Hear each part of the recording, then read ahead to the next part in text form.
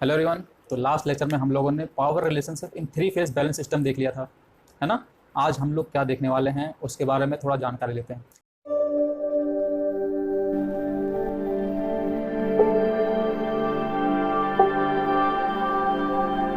देखिए, power system में पहली बात तो पावर सिस्टम हमारा बैलेंस सिस्टम होता है। मैंने बताया आपको कब तक बैलेंस सिस्टम होगा, तो उसमें कोई फॉल्ट करना हो, ओके ना, तब तक हम बैलेंस सिस्टम की ही बात करेंगे, ठीक है ना। पावर सिस्टम हमारा बैलेंस सिस्टम होता है। Okay okay. तो पावर सिस्टम में जो इक्विपमेंट्स होते हैं, ओके, जो मशीन्स होती हैं या जो लोड्स होते हैं, उसको हम एक्चुअल तो रिप्रेजेंट नहीं कर सकते हैं कि हाँ सर मशीन मशीन मान लीजिए सिंक्रोनस मशीन है, सिंक्रोनस मशीन का डिज़ाइन करते करेंगे कि स्टेटर रोटर या फिर ट्रांसफार्मर का प्राइमरी वाइंडिंग, सेकेंडरी वाइंडिंग और स्टैटिक वाइंडिंग पूरा ड्रॉ करेंगे, या फिर घर पे आपके मोटर लगा हुआ लोड का पूरा मोटर ड्रॉ करेंगे। ऐसे तो नहीं करते हैं ना। तो हम लोग क्या करते हैं, उसका एक सिंबॉलिक रिप्रेजेंटेशन के थ्रू पावर सिस्टम को समझते हैं। थ्योरेटिकली तो पॉसिबल नहीं है ना, सारे डायग्राम ड्रॉ करेंगे, सिंक्रोनस मशीन ड्रॉ करूंगा और ट्रांसफार्मर ड्रॉ करूंगा या फिर अपना लोड ड्रॉ करूंगा, तो पॉसिबल नहीं है। तो क्या करते हैं, हम उन्हीं सब चीज़ों का सिंबॉलिक रिप्रेजेंटेशन के थ्रू स्टडी करते हैं, ठीक है ना। तो हेडिंग डालिए सिंगल लाइन डायग्राम, उसी को हम सिंगल लाइन डायग्राम बोलते हैं, ठीक है ना। तो हेडिंग डालिए single line diagram, single line diagram, okay. इसको आप वन लाइन डायग्राम भी बोलते हैं ना, वन लाइन डायग्राम भी बोलते हैं, वन लाइन डायग्राम, ओके। तो होता क्या है ये, अगर डेफिनेशन लिखूं तो इट इज अ सिंबॉलिक और simplified representation, okay, symbolic representation और simplified representation of the balance power system. ये इंपॉर्टेंट है, balance power system, okay. Representation कैसे करते हैं बैलेंस पावर सिस्टम का, ओके। कैसे करते हैं, मान लीजिए मशीन को, ये हमारी मशीन वन है, ओके। ये है बस बार। बस बार क्या होता है, सेम पोटेंशियल पर कई चीज़ें कनेक्टेड होती हैं, कई एलिमेंट्स, ठीक है ना। ये मान लेते हैं हमारा ये है स्टैटिक लोड, ओके ना। अच्छा, स्टैटिक लोड क्या होता है, जिसमें मोशन ना हो, जैसे अपना सिंक्रोनस मशीन, इसमें मोशन होता है ना, ओके। इसमें जैसे अपना इम्पिडेंस हो गया, इसमें कोई मोशन नहीं होता है, ये तो अपना सिंपली स्टैटिक लोड हो गया, ओके। अब मैं ड्रॉ करूँगा ट्रांसफार्मर, ओके। ये होता है ट्रांसफार्मर का रिप्रेजेंटेशन, ओके। ये हो गया हमारा डिस्ट्रीब्यूशन, यानी हम आ गए अपने घर पे। ये हमारे लोड लगे हुए हैं, मान लेते हैं इसको मशीन वन मान लेते हैं, इसको मशीन टू मान लेते हैं। ये तो अपना मशीन है ही, ओके। मशीन ही बोलते हैं इसको, मशीन ही, machine one machine two, okay. ये है हमारा ट्रांसफार्मर, इसको बोलते हैं T1, ये है T2।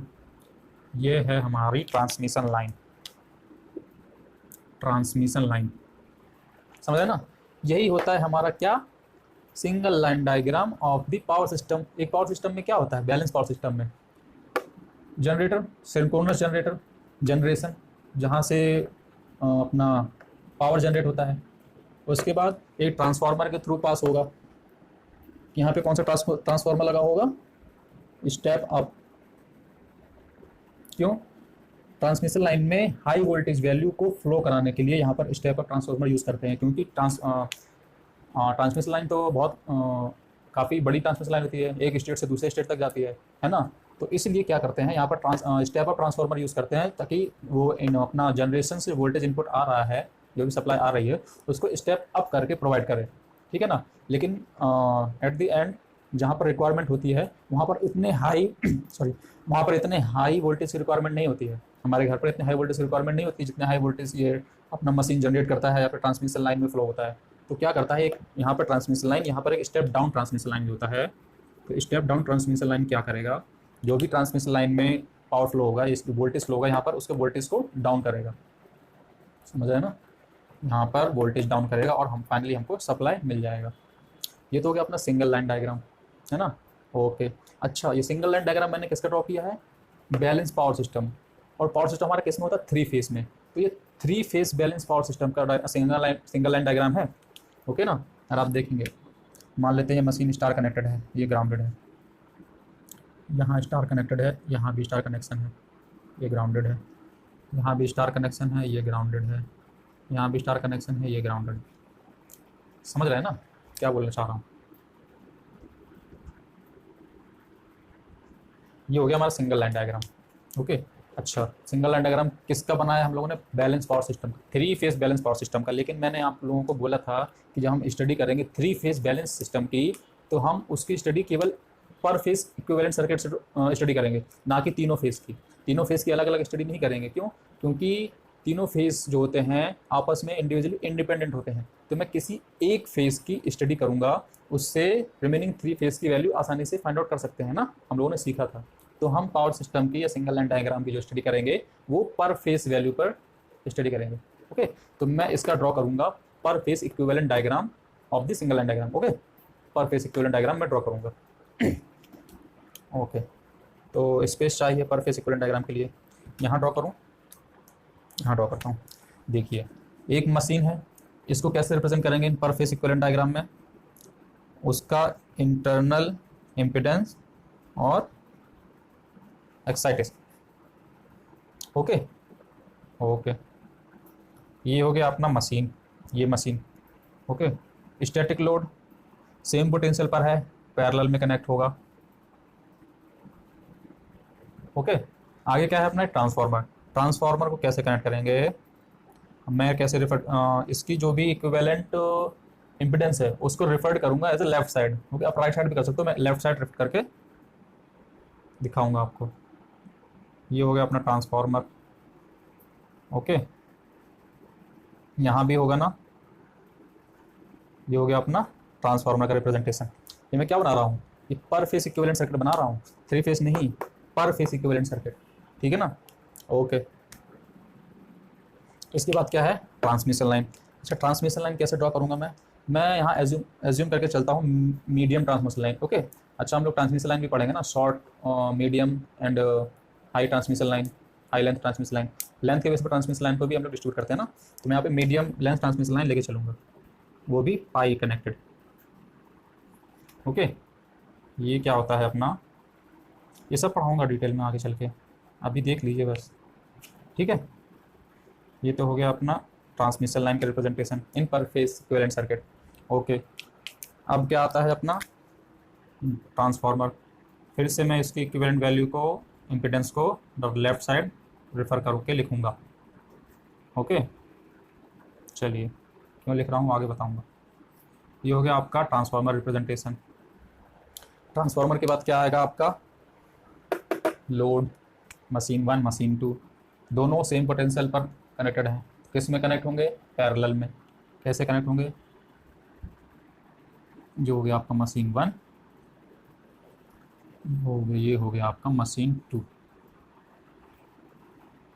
ओके, ये हो गया अपना रिप्रेजेंटेशन किसका?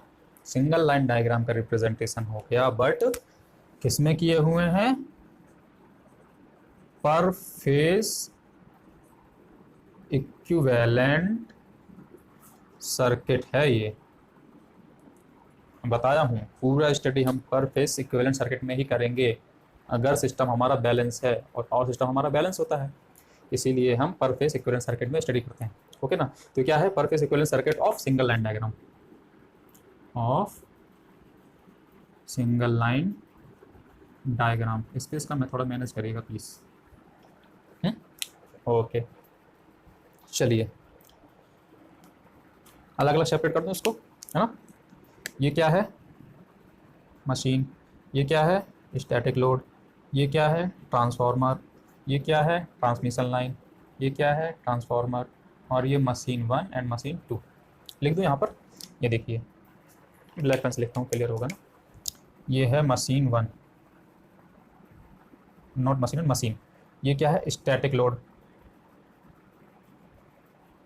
ये क्या है? ट्रांसफार्मर 1। ये क्या है? Transmission line.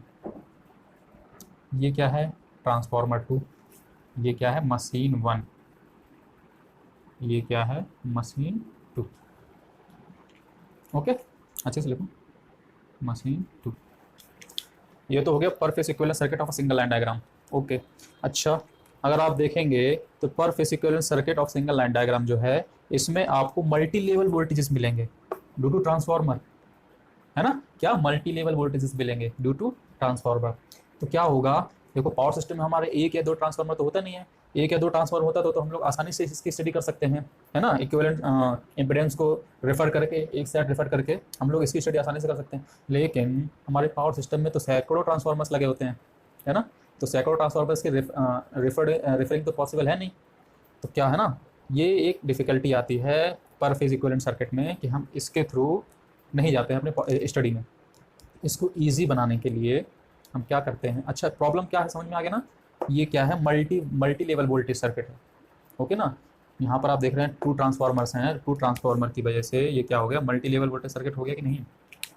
Step up step down, step up step down, step up step down, V1 V2 V1 V2 multi level voltage circuit हो गया ना।